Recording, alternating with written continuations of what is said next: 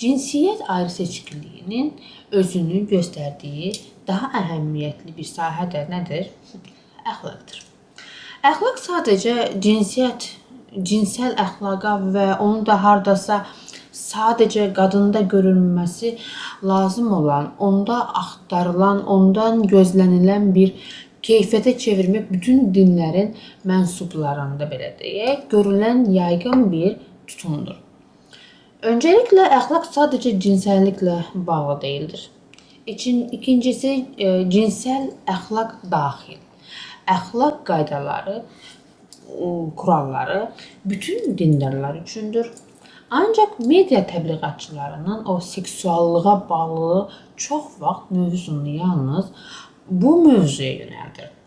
Bu kontekstdə ən çox namus anlayışı istifadə edilsə də, əslində bu anlayışın cinsi əxlaqla heç bir əlaqəsi yoxdur.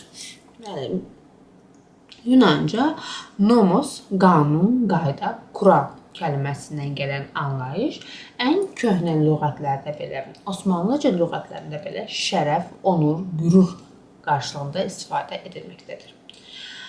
Dini nöqteyi nəzərdən baxılsa, nəzərə alınsa belə, hətta heç kim dinən məsul sayılan başqa bir şəxsin əxlaqından məsul deyildir. Heç kim məsuliyyət daşımır başqasının əxlaqından, qaldı ki, mənəviyyatçılıq iddiasındakı dinlər və dindarların bədənə bu qədər anlam, məna yükləməsi ruhsal deyil, maddəci bir anlayış olaraq müzakirə olunmalı, tənqid olunmalı, eleşdirilməlidir.